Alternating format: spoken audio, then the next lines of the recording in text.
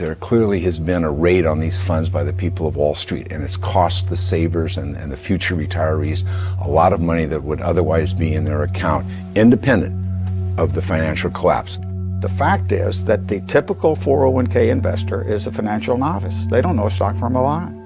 And we give them a list of 20 or 30 mutual funds. With half the funds on the list, really dogs, what people would characterize as dogs, shouldn't be on the list to start with. Now you got a bunch of economic wizards jumping in and taking money out of your retirement plan, and they don't want to tell you how much. You can't decipher it in simple English, and they're not interested in disclosing it or having any transparency about it. Imagine walking into a bank today. The banker gives you $3,000 and tells you you don't have to pay him back for 30 years. Would you gladly accept the cash and walk out? Hopefully not, because this story is missing something very important. What's missing from this story is we have no idea what the interest rate the banker is charging us. We also have no idea what the other terms are for the loan.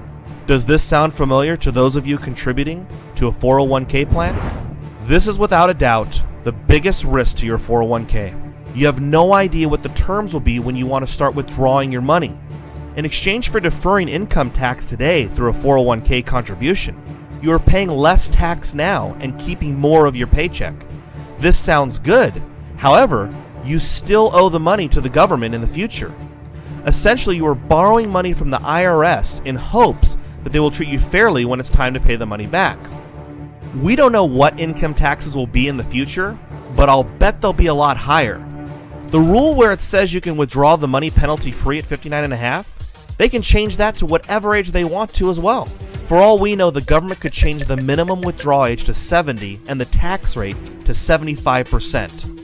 Here's a chart of the income tax rates from 1913 to 2011. This isn't exactly the most stable number you could have come up with to plan your retirement withdrawals. As with most things in life, your biggest risk is the central planners.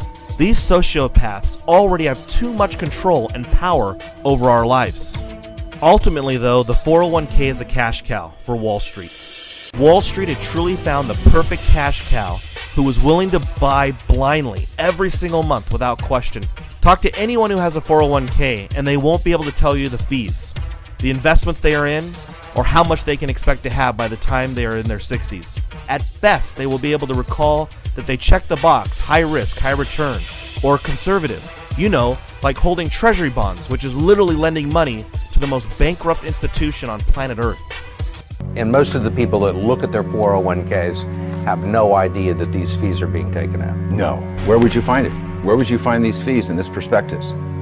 There are legal fees, trustee fees, transactional fees, stewardship fees, bookkeeping fees, finder's fees, and the list goes on and on. Miller's committee has heard testimony that they can eat up half the income in some 401k plans over a 30-year span, but he has not been able to stop it. We tried to just put in some disclosure and transparency in these fees, and we felt the full fury of that financial lobby. The 401k law was also written to keep your money trapped on Wall Street, only to be invested in a select group of mutual funds. The only way to get it out while you are young is to pay a fee. So you can't use your own savings to invest in a business, rental property, or anything outside of a Wall Street commission. After that, the plan from Wall Street is that if you allow them to manage your money for 3 decades, you should be in the lowest tax bracket when you make your withdrawals. Do you think the stockbrokers and mutual fund managers personally plan on being in the lowest tax bracket when they retire? By giving employers tax credits and deductions for setting up 401ks and even matching contributions, the US government is literally subsidizing the biggest Wall Street banks and investment houses. Currently, there is roughly $3 trillion in 401k plans, with an average all-in cost annual fee of 2.58% according to Fidelity. This equals $77.4 billion for Wall Street every year in just fees. Not to mention the amount of liquidity this provides to the professional traders. The brilliance in this scam is that it has conditioned Americans into believing that the stock market is where retirement and savings belong. Because when you add up IRAs, 401ks, annuities, and other retirement strategies, that number is closer to $20 trillion. Recently, President Obama announced a plan to require businesses to automatically enroll their employees in IRA plans.